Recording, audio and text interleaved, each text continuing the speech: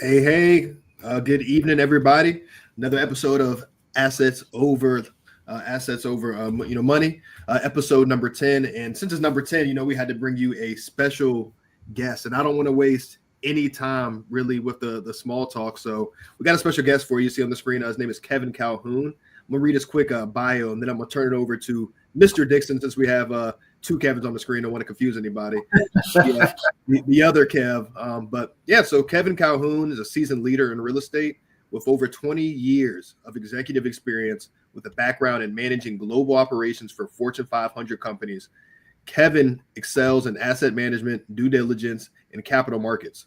His strategic acumen have driven multifaceted projects in hospitality, multifamily, and mixed-use development, recognized for orchestrating multi-million-dollar operational costs. Again, read it again. Multi-million-dollar operational cost reductions and securing substantial private equity financing. Kevin is committed to success and value creation, evident in his active involvement in executive boards and nonprofit organizations. Wow. Yeah. Kevin, thank you for hopping on today, man. Well, thank you, Richard, for that introduction. I really appreciate it. I'm so happy to be here with your listeners today. Yes, sir. Yes, sir. Yeah. So I guess go ahead, Richard. I mean, I know it's exciting today. I mean, everyone else that we've had on our show, Kev, has been like 30 and under. Okay, so I'm the old guy. All right. So, you know what I'm saying? We're getting some more seasoned flavor today. So, you know what I'm saying? We appreciate you. I'm just thankful for you because, I mean, you've always been a mentor to us, you know what I'm saying? And I was kind of telling Richard how we met, my wife's ex, you dated his wife. And, you know what I'm saying, that way. And, I was kind of about meeting you at first. But when I met you, I mean, you was just a breath of fresh air, man. You were so much, you were really willing to help us. And, like I was telling Richard earlier, I was scared to leave corporate America because I didn't have insurance, right? And so I remember when the Affordable Care Act came, it was like, well, won't you go talk to my guy Mondez and he can help you with some insurance? You know what I mean? You don't have to worry about America, And so, that's right. And so it's been on ever since, man.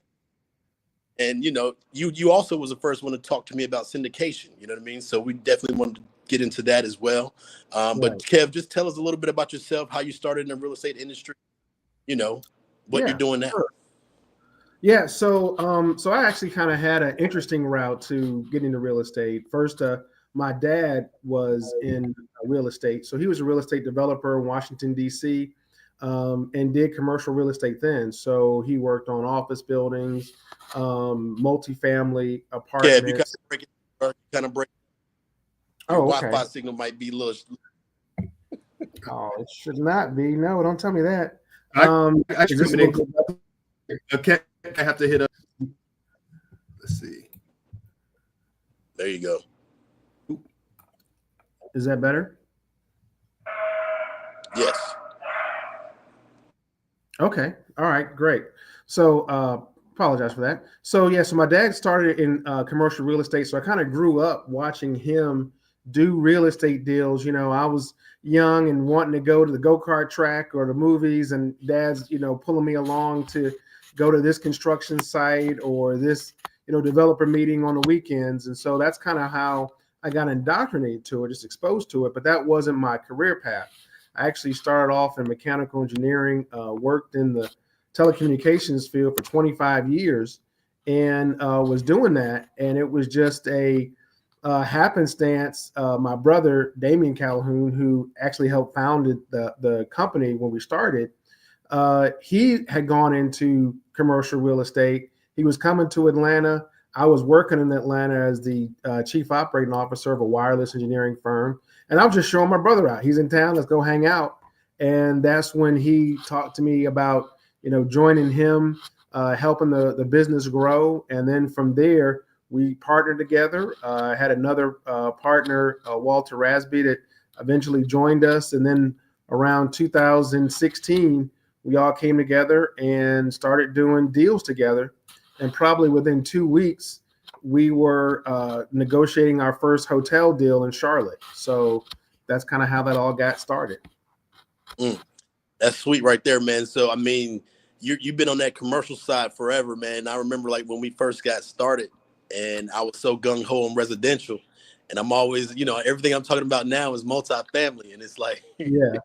I'm not leaving the residential behind, but kind of Yeah. school on that, man, and why you've always chosen the commercial versus the residential. I mean, I know you're in you do some residential too, but like, why is it more about commercial and the cash flow versus big checks?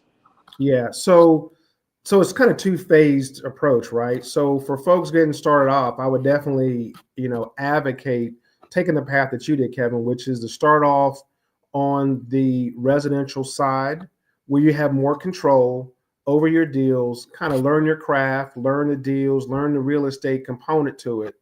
And then as you get more educated and you're more comfortable, then start doing bigger and bigger deals.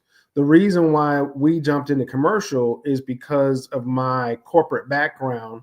I was comfortable in dealing with big companies and boardrooms and executives.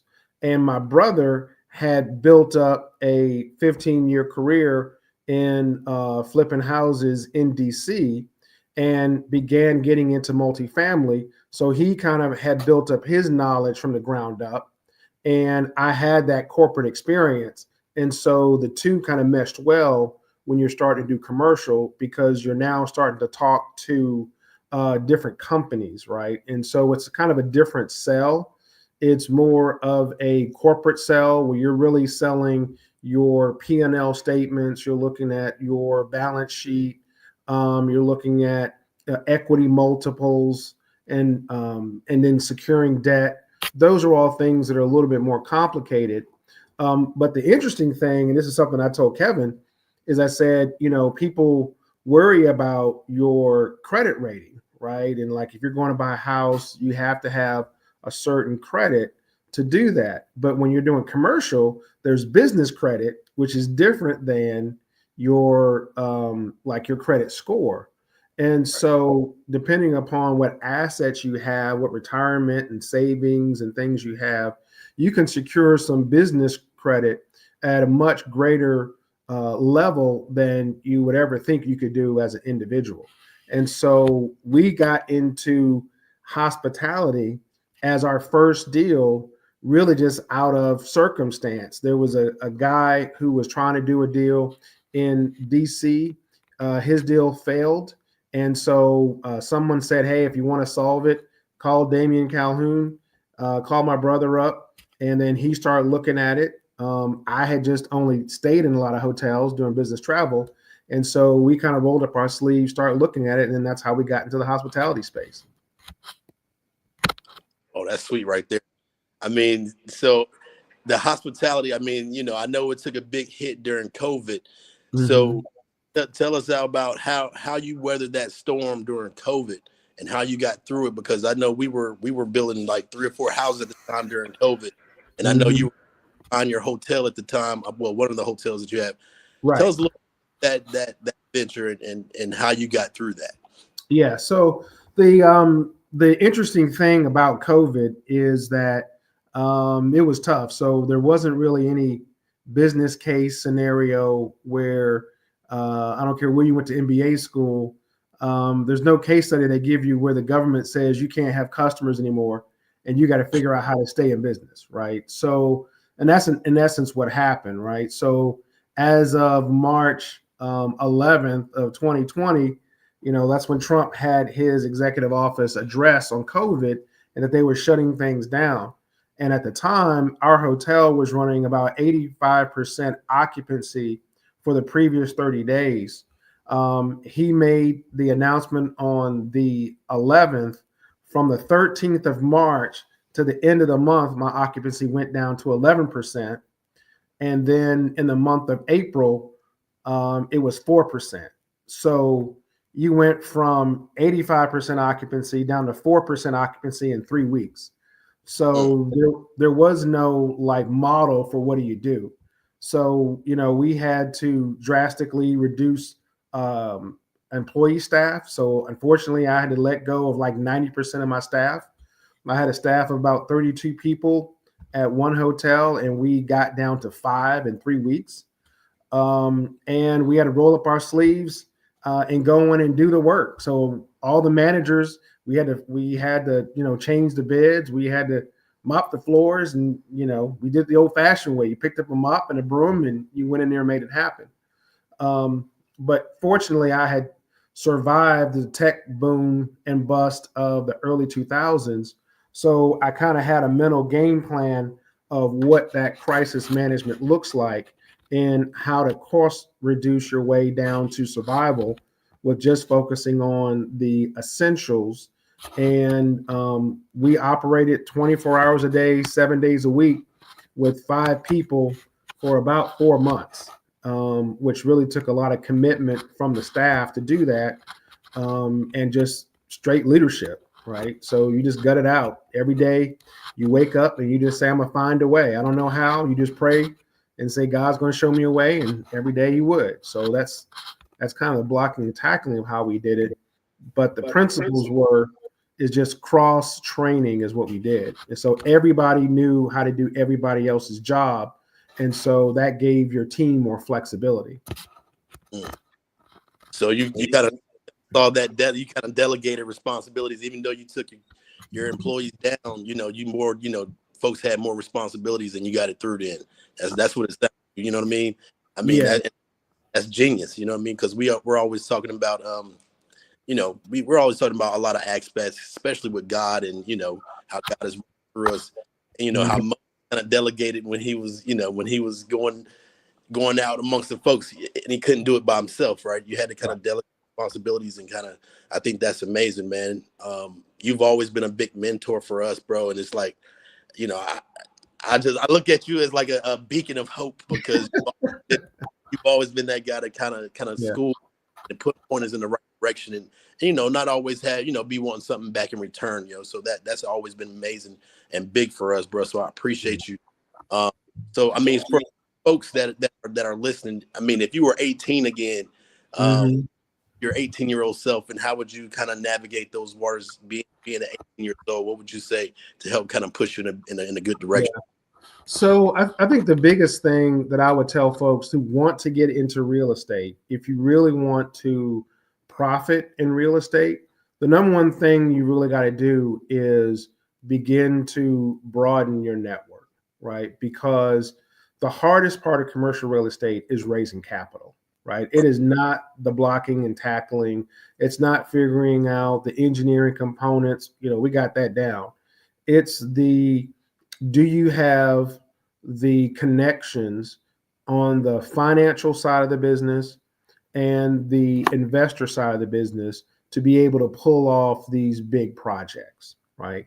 And so that's the number one thing, is to really, if I was 18 again, and when I tell my daughters, is it's your network. So really begin to leverage a network of folks who are going to have different career paths where they're going to be successful, so that when you are 30 years old, you now have a pretty broad network of folks that are in a variety of different industries and different market segments that you can kind of pull from for advice, for connections, for referrals.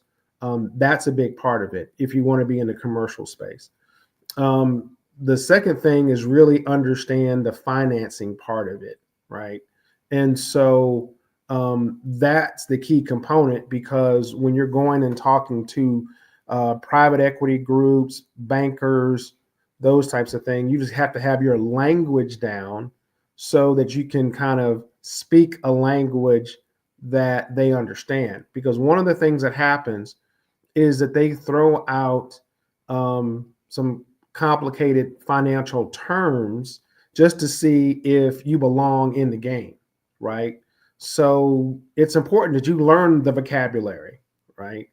And just take some classes or something on finance and structured finance, just to kind of get the language down, and that will help you a tremendous amount. And then the other thing is to get really good at partnerships and working with people, because if you're going to do larger projects, you want to have partners, because you don't want to take on all that risk yourself, right? So you want to kind of spread the risk, as well as have more smart people around the table to help you, when times get tough, as well as when things are growing, so you can have better ideas. Yeah. That's go ahead, Rick. Yeah, no, I was gonna say that's powerful. One of the things you kind of noted there, my question, you pretty much kind of answered is someone, or for the folks listening who are, have been in real estate, more residential, for the last few years, making that transition. What do you think are some of the key components? And you already pretty much, I think, answered a lot of that, with the networking piece and access to capital. But as far as making that transition, say, hey, you know what, I've done, this many single family homes, or I've flipped this many properties. Do you think somebody should start more so in the, go buy a duplex, buy a triplex, buy a quadplex, or do you think, hey, go ahead and transition? And if so, what does that kind of look like, you think? Yeah, so I think the transition that I would recommend would be what you just said. Starts a little bit smaller, your triplex, your quadplex, because some of the things that people may not understand is that if you're doing multifamily, you can really get high proceeds in terms of your loan. So you can get an 80%, loan to cost if you're doing multifamily and it's in a good market that's growing, because those are seen as investment grade properties once you get to 100 units or more, right? And so building up those experiences of just understanding tenants and leases and getting your legal documents together, that's the other key component. Is you got to have your legal documents together, right? Because you're going to be having leases, you're going to be having potential liability, and you've got to understand how to evict people if you need to evict them. You have to understand how to protect your entity, if somebody falls and slips and has an accident. And so those are all things that you can learn, and the same things that apply for a 4-unit really kind of apply to a 100-unit building, right?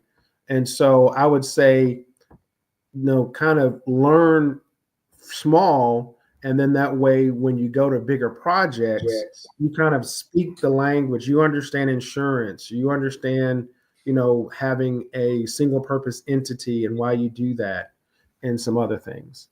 Nice. And I love that for sure. And one of the things you alluded to there, that's a great segue to the second question, is the importance of having a team. So knowing the right people, having the right people in the right positions.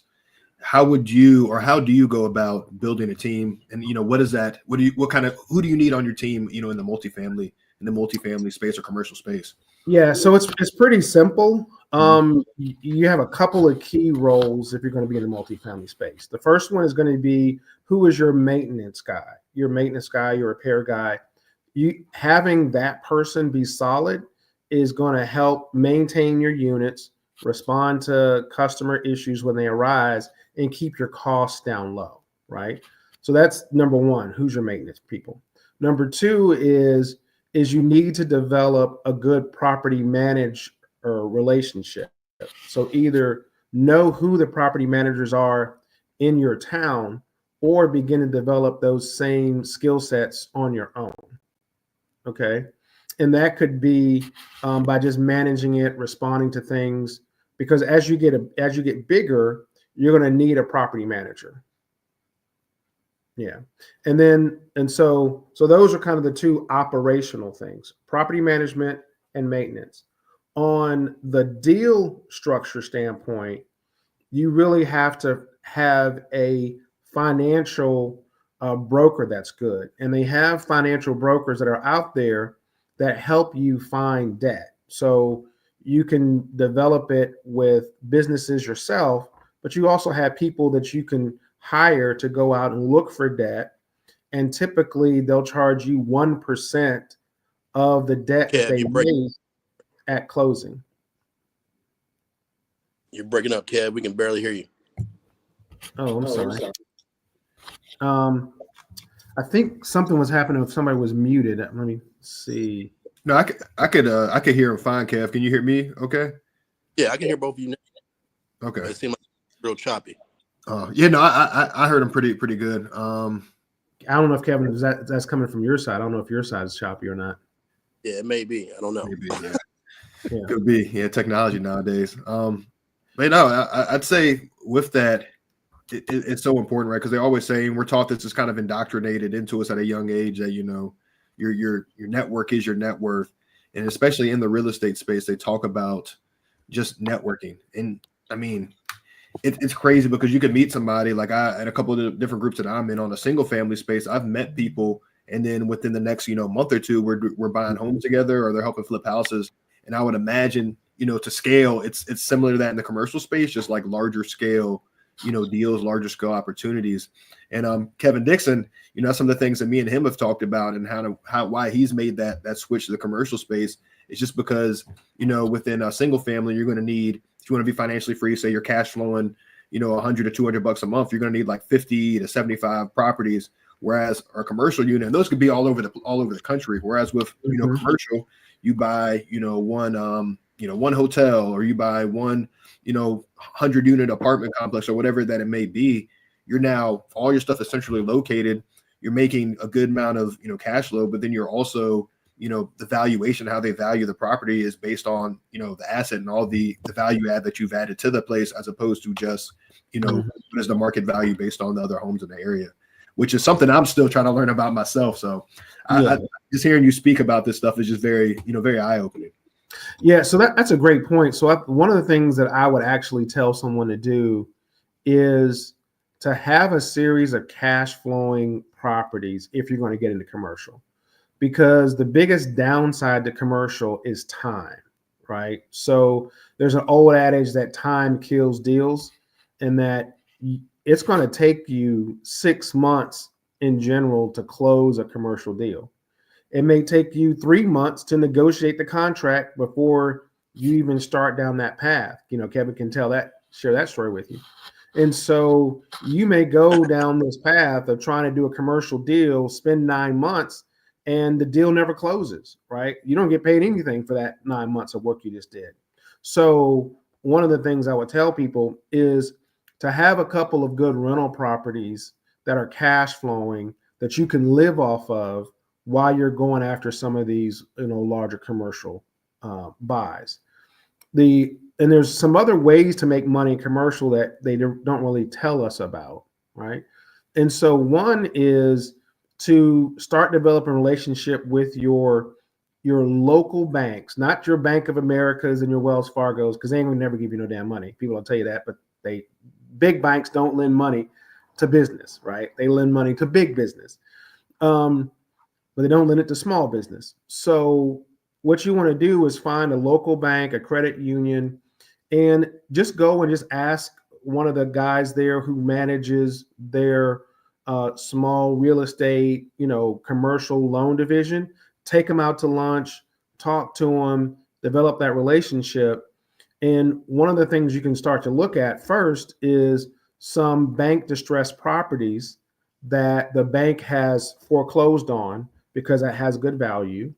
The second one is you can look at buying notes.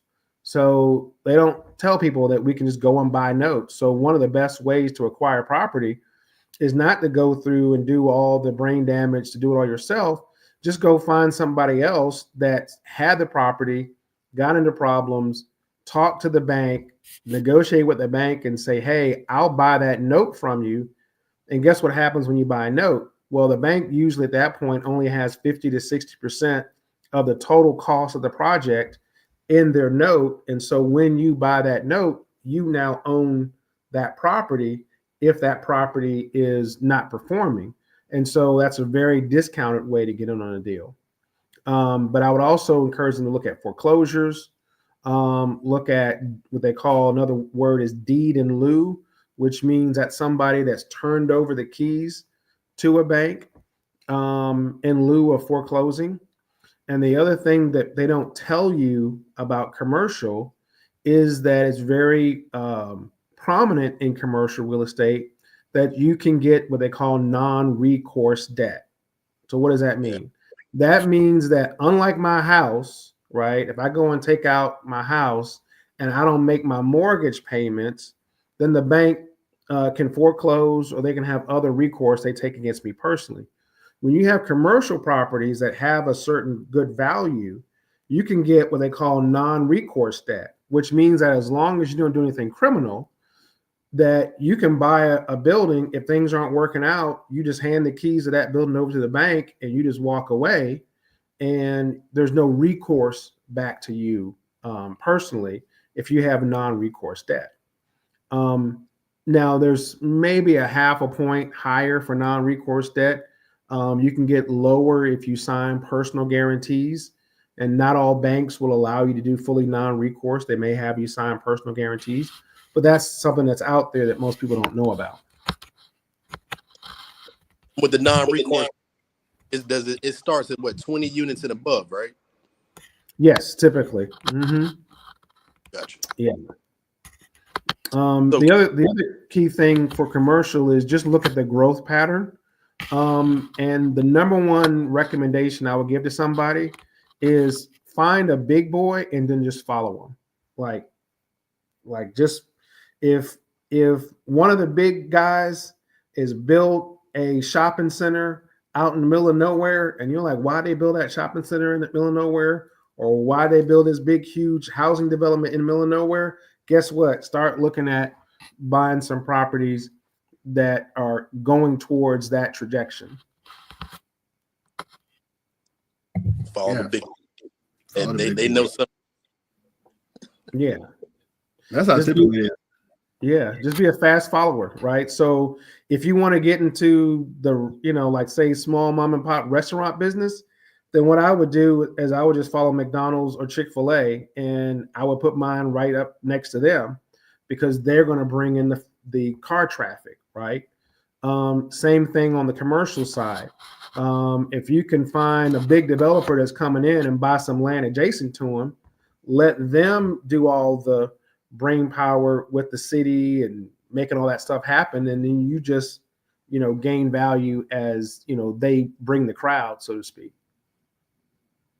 Oh, for sure. And I actually know some folks who talk about only invest in places where if the town has a Chick-fil-A in it, even if it's a smaller town, if it has a Chick-fil-A in it or a Target, I'm buying in this town because there's going to be growth, because sometimes you ain't getting in between somebody and God's chicken, like what they like to call it. Yeah. And when you were speaking about, COVID and the impact that you had, one of the questions that kind of popped up for me was with commercial. And I got one of my fraternity brothers in the commercial space too. We're going to try to bring him on as well, or maybe even introduce you guys, because you guys are both an amazing wealth of knowledge. I know with a multifamily during that time period when the interest rates, right around the COVID time, when interest rates started going up, he kind of stayed away from the multifamily space and focused more on conversion in the commercial space. How do you stay resilient, and adaptable in a constantly changing market, especially, with economic uncertainties like we've had the last, 5 years? So that's a great question, because if you think about COVID as an example, right? So that was an event that had a very bipolar effect on the market. If you were in anything that had to do with you staying in your house, you were going through an economic boom. If you did apartments, if you did residential, if you did home improvement, if you did warehouse, right? Those three market segments were going through a huge economic boom. If you'd had anything that required you to leave your house, you had retail space, you had office space, you had a hotel, then you were going through the Great Depression, right? And so I kind of look at commercial real estate the same way I look at a stock portfolio, which is to learn to be good at different avenues that respond uniquely in certain market conditions, right? So if you take COVID as an example, right, the amount of goods that were sold didn't change. The shelf space remained the same. The shelf space just switched from those clothes sat in the mall to those clothes are sitting now in an Amazon warehouse, right? But it still had the same footprint that the clothes are taking up. And so that's one of those where you kind of you can see the shift, right? So when economic things are good and people are out and about and shopping, then the mall's great. When people are more in the house and they're doing a lot of electronic buying, then that's where your warehouse space is good. Um, that's where you can learn things like storage units. If you're in an area where there's a boom in housing, then you don't have to necessarily compete on the housing side. You can go on the storage side of the equation, right? So you can kind of look at different market segments and say, what are all the commercial real estate elements that do well when this market trend is happening? And what do I have in my arsenal that can do well in that particular situation? If that makes sense, what I'm saying there.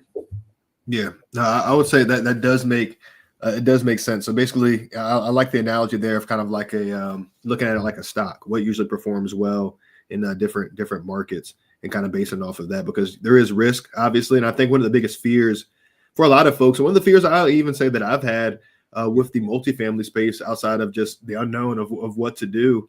But one of the things that me and Kevin were speaking about the other week when we were talking is just, he was basically saying like, the skill sets that you have now is good. What you need to do is apply that, to the commercial space, but you need to connect with more people who have those other areas that you like, because, within the single family space, I usually am good at the sales aspect. I talk to the sellers, can negotiate the prices, understand creative finance, all that kind of stuff.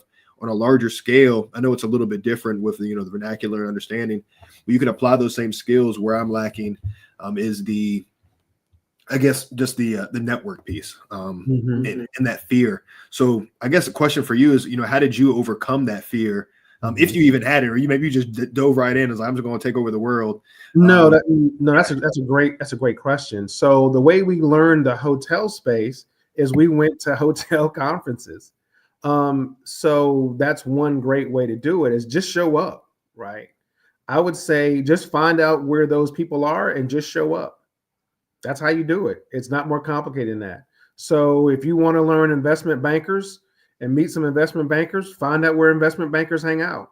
If there's an investment banker professional society, if there's an investment banker conference, and then I'll tell y'all some what I call guerrilla marketing terms, or I used to say ghetto. But so when you go to a conference, right, it's not necessarily as important, if you're trying to meet people, that you have to go into the conference, pay the $2,000 and sit there all day and listen to seminars, right?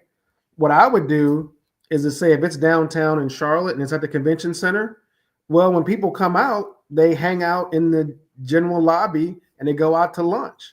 So, and especially if it's at a hotel, then they hang out at the bar afterwards. So when we started in the hotel business, I didn't go to a lot of I went to a lot of hotel conferences. I didn't pay for the hotel conferences.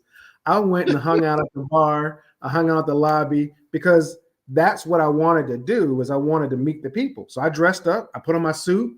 I looked just like I was at the conference, and I just waited for the breaks. I got my schedule. I saw when the breaks were, and then that was my go time. The rest of the time, when everybody's in the conference, I'm going through my list of who I met and what their business cards were, and I'm sending follow-up emails and text messages and things of that nature.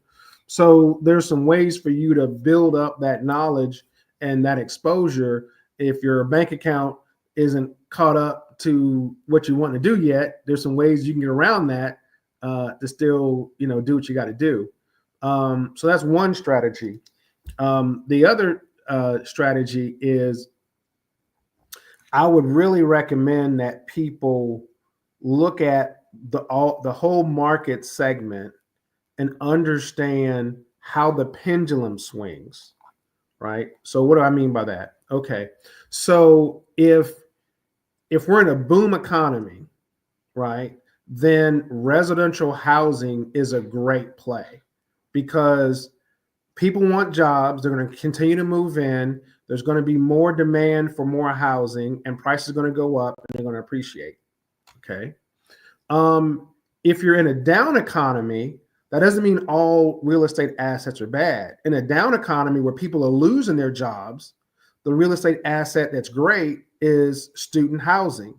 Because what do people do back in 2008 when there was a lot of layoffs? Is everybody went back to college, right? They go back, they say, oh, I'm going to go back and I'm going to get my degree. I'm going to finish this. I don't have a job. So they apply for grants and they go back to school. Well, then student housing took a huge bump up, right? And so in each market swing, there is something that does well, right? When people get kicked out of their houses, where do they go? They go move into apartments. So, Right. So there's always a counterbalance in real estate that can be good for you. So would you say, with that being said, would you say that commercial real estate is a great tool for hedging inflation?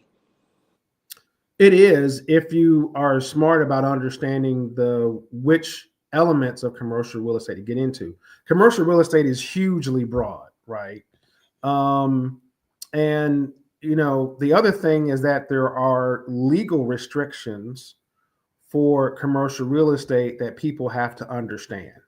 And so one of the things that the Obama administration did that's a great help for smaller guys getting into commercial real estate is they created a investor class called a sophisticated investor.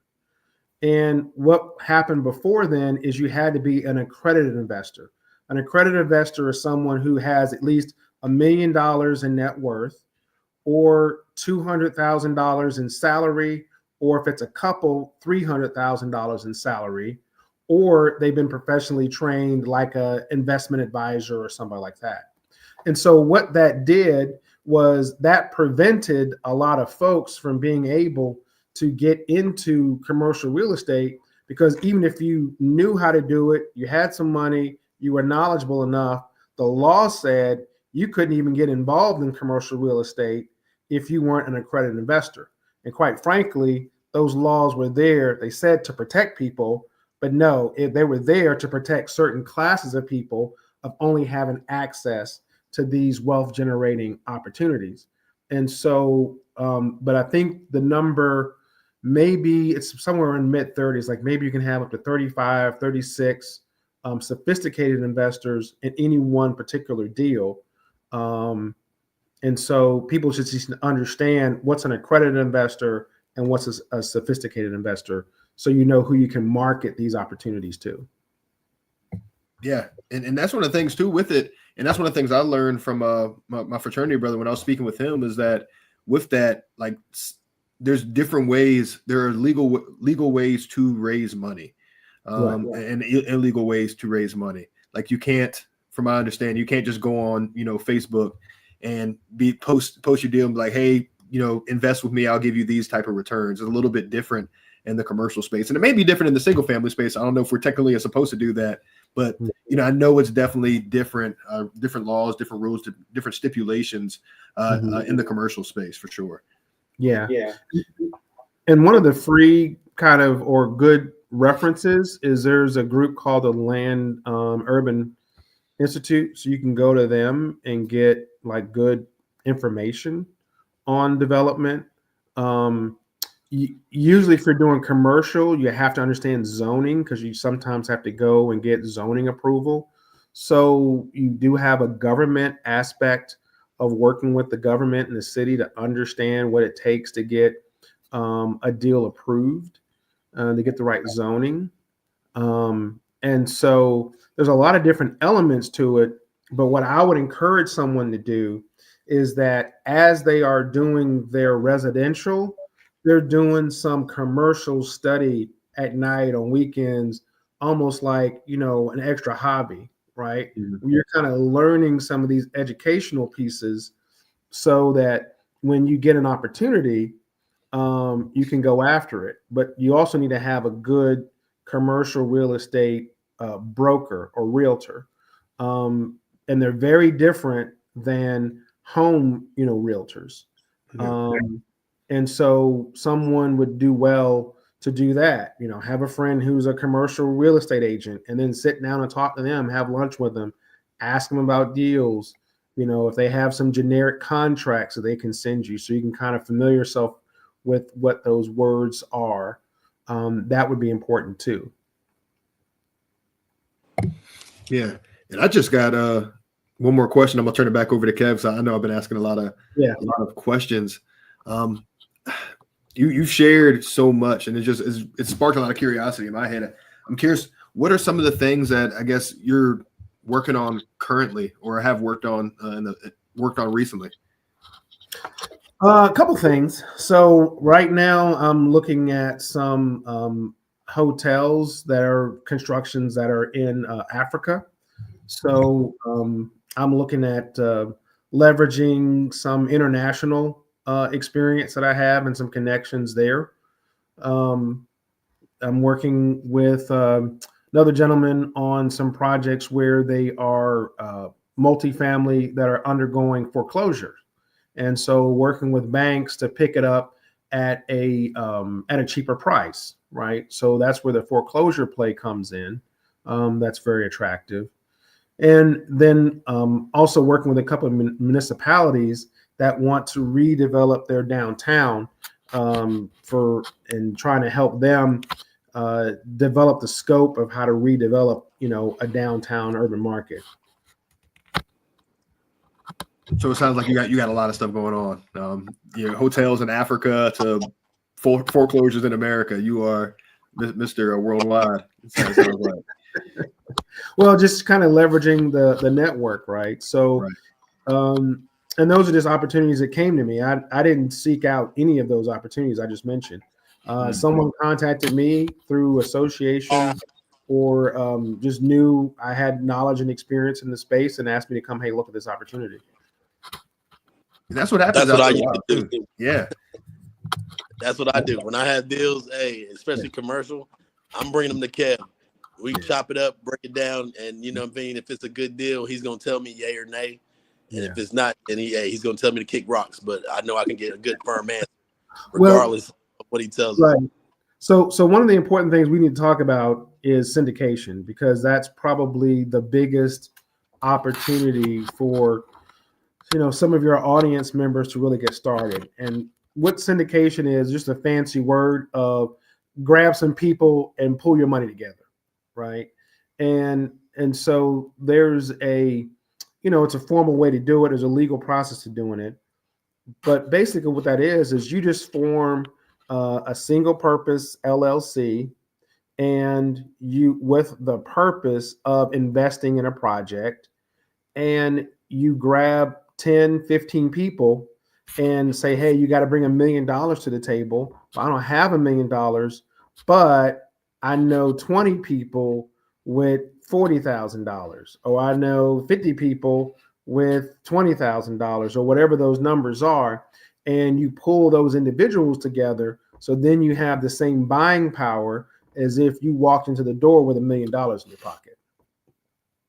And is that similar? Excuse my ignorance. Is that similar to that of like when people say, they have their own fund? Yes. Okay.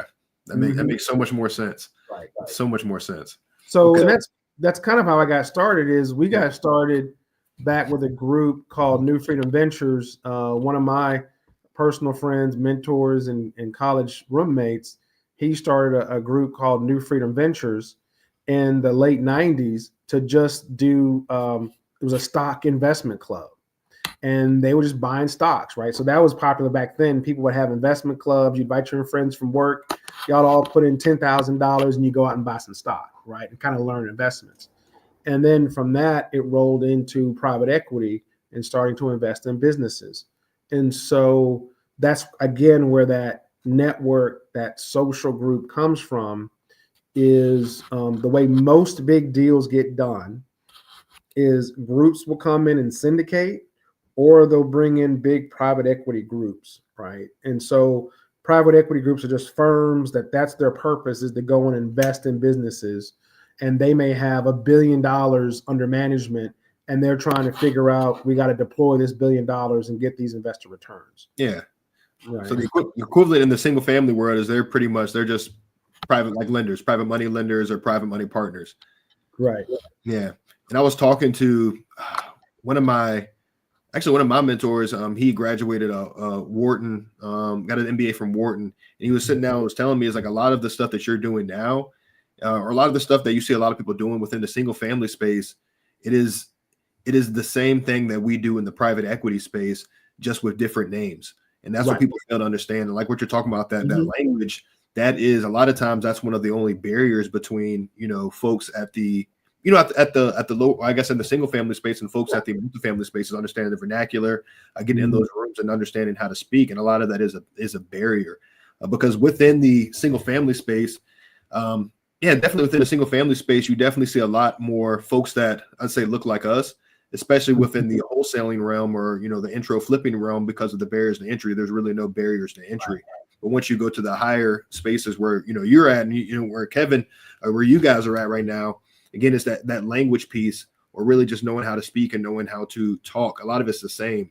And that, from what I've been told, a lot of that is purposeful, to keep barriers. But with some of the regulations, like you've been saying, and some of the regulations you've been saying, starting to try to, instead of widening the gap, starting to try to, decrease the gap there. Right. So, there was a popular adage, kind of like, real estate is location, location, location. On the commercial side, the adage was good deals find money. That is only true if you fit a certain profile, right? You can have a great deal, and if you don't fit the profile of what someone expects that deal to come from, they'll find every way in the world to justify it. And they'll ask you questions like, well, how did you get this deal, right? And so that is an issue that you have to deal with in commercial space, is if you are coming from a market where you're one of none, even if you have a great deal, you're still going to have additional barriers to overcome, because you just don't fit certain paradigms that people have of, these are the folks who are good at this space. And you just get that through time. The other thing that I would tell somebody, and this is a mistake that I see the majority of new developers make in the commercial space, is it's okay to not have any money and get a deal done. But too often people want to own so much and make so much money off your first deal. The most important thing in commercial real estate is to get a deal done. So they have standards in the marketplace that say, hey, you can go out and find somebody to provide all the capital you need.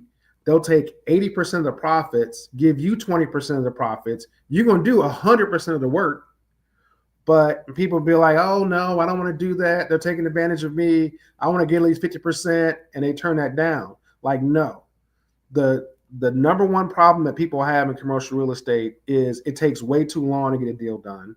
And you have to have the staying power to fail a couple of times and still do it. So the most important thing is to get a deal done. If you can get a deal done when somebody's giving you 100% of the money to get over the top, and you walk away with 9, 10%, 20% of that deal, take it and then make your money in the next deal. Because building up that resume is the most important thing, right? And so what I would tell somebody is take less profit up front, take less ownership up front, and take more security in getting your deals done, and then leverage that. Once you got 2 or 3 deals done, now you can walk into the banker with confidence. You can walk into private equity groups with confidence, because you can say, hey, I've got this experience. And now you can kind of overcome some of those barriers by saying, hey, I'm somebody that gets a deal done. Yeah. And I'd say with that too, like 2 things. One, 10-20% doesn't sound bad when you're talking, hundreds of millions of dollars, cash flow wise. That sounds pretty decent to me. And then again, the equivalent to that in the single family realm is when you're first starting off, bringing deals to a flipper, you're getting the experience. You may only get like 10% because you didn't do anything but find the deal and bring him the deal, Right. But you're getting that experience of seeing how, they analyze the property, seeing how they pull in contractors, seeing how they manage it, X, Y, Z, all the way down. And you're only getting a little bit, and you did a lot of the legwork, but you're learning. And that experience it pays itself over. It's almost priceless. And I love you said that. Kevin, did you have anything else you wanted to ask? I know we got about 10 minutes. Kev, I came from, being a realtor and a flipper. Um, but when did it click for you for cash flow, right? Because I remember for me, it was all about flipping houses, getting Mhm. that check, you know what I mean? Going to the bank and, paying taxes, right? Tell me about your journey with cash flow, right? Because I didn't always know what cash flow was, right? I didn't learn cash flow and leverage in high school. When did Mhm. it hit and when in your career did it hit you like it's cash flow is way more important than big checks? Well, for me, I kind of learned that more so, Kevin, from the investment side, right? So before I really did deals myself, I was an investor. And when you start to invest in small businesses, what you realize is that, the old adage, cash is king. Um, it's really cash flow is king, because businesses go on insolvent not because they don't necessarily have value and assets in the business. They go insolvent because you don't have cash flow, right? So what that means is, if I got $100,000 mortgage and I got $50,000 a month in personnel, and I can't make payroll, and I can't make my rent or my mortgage, right, for my business, then I do that for 6 months and I'm out of business, right? I could have an asset that's extremely valuable, but if I don't have cash flow to continue to maintain operations, because the world is kind of set up financially for employees, right? And employees get paid weekly, every 2 weeks, twice a month, once a month. And so that's how all the financial vehicles are set up, is to pay monthly expenses.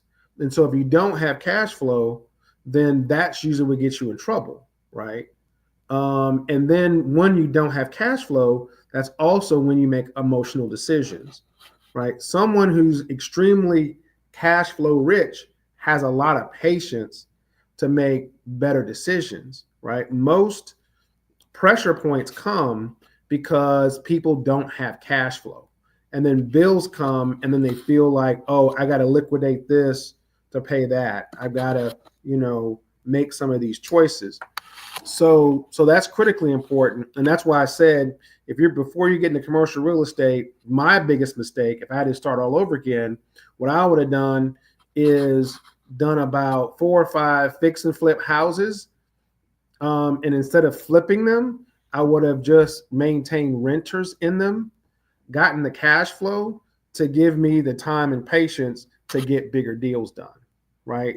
So to anybody in your audience, that's what I'd recommend. I'd say, number one, get your cash flow assets done, do some fix and flips, get your cash going. But before you get in this commercial real estate game, you better have some cash flow and assets, right? Some rental things that are coming in that's going to pay your bills. Okay, that's number one. Number two, while you're working to that, is study some of the financial terms. You have to know how to do a profit and loss statement. You have to know how to do a 5-year pro forma, which is a projection of profit and loss out 5 years into the future. You have to know what a balance sheet is. So study. If you don't, there are easy classes online to take to understand those things. And you can go to, I think, Investopia. I mean, there's a couple other websites that help you on financial terms. Then the other thing that I would suggest someone do is begin to build a network, as we talked about. And that includes, you got to have somebody who's a lawyer. You got to have somebody who understands accounting. You got to have a banker. You got to start to have investors. And you got to have property managers. So you got to start building your network of those individuals, as well as some realtors. The other thing I would suggest people do is just what we call turning curbs, which is just going out, driving an area, see what development is going on, and look at the trajectory of where development is going. And most city development managers, most convention center managers will sit down and talk to you about the future growth and the plans that that particular city or town has. And you can call them up and just have a meeting with them and say, hey, where does the city see growth? What are they investing in? that gives you a little bit of an insight into where you should focus your time. And then the last thing that I would strongly recommend for everyone is look at assets that give you non-recourse debt, not to sign on personal guarantees. Figure out how you can do syndication if that works for you, and pulling some monies together for people, and then kind of figure out who you're going to hire, right? So when you're a developer, you have the checkbook. So your first job is the one to secure the money. And your second job is, once the money's secured, is you got to start paying all the people to do all the work. So you have to know who the construction companies are and who some of the subcontractors are, which you'll know if you had started flipping initially. Kev, that's what's up, man. Hey, as usual, man, I always appreciate you. I'm always thankful for you, bro. This has been a, great. It's been a whirlwind of information, and just, your expertise just goes out the roof, man. So I definitely appreciate you, man. I know Richard is thankful as well. I mean, because the people that we've been having on here, man, have been top tier quality, man, and you're no different. So we definitely appreciate you, and let's just keep growing together, man. All right. Well, it's great seeing you guys out there. This is very much needed. I'm really proud of y'all for having this, for getting that information and knowledge out to people. And Kevin, I know that you and Shannon have been great at sharing that knowledge with people, and that's really what it's all about. So I wish you guys the best of luck, and I was honored to join you today. All righty. No, thank you so much, Kevin. This has been amazing. And then I guess, where can people find you at? Are you on LinkedIn? Anything like that? Can people follow you on there? If people had any questions and things like that? Yeah, sure. So I'm on LinkedIn. My email, if anybody wants that, is Kevin Calhoun 2100 2100 @gmail.com. And my number is 704-433-4395. Be happy to take any calls from folks and help them out as I can. Awesome. Hey, it's real bold giving out your phone number there. People might call you. So, hey, man, he's a bold man. Hey, man, doesn't matter. Hey, nothing wrong with that. Yeah, I may get 5 or 10 deals out of it. You don't know. Yeah, you never know. You never know. We had last time one of the viewers who reached out to the last guest that we had, and they're working on some stuff down in Norfolk, Virginia together. So again, this is the power of putting it out there. So yeah, no, Kevin, thank you so much, brother. I really appreciate it. I'm definitely going to be in contact with you as well. Thank you so much, man. We really enjoyed this. And I can help any of your folks that are starting out. One of the things I do is I do provide some consulting work, help people get their businesses started up, helping them with their kind of initial round of legal work, and things of that nature. One of the things we didn't mention, that's an opportunity. Your guest may be a little bit younger, but for some of the folks that have had jobs and left and gone to new jobs, they may have a 401k. And so I do work with people about helping to move to a self-directed IRA so they can use their retirement dollars to invest in real estate projects. And if anybody has that scenario, I can help them with that as well. That's a blessing. I know we got some folks in there. I know at least I can speak. I know my family watch, my aunts, uncles, father-in-laws, mother-in-law. So hey, you never know. So, yeah. All right, brother. No, thank you so much. And we really enjoyed it. This is the end of Assets Over Money podcast, episode 10. All right. Thanks, guys. All right, Kev. Later.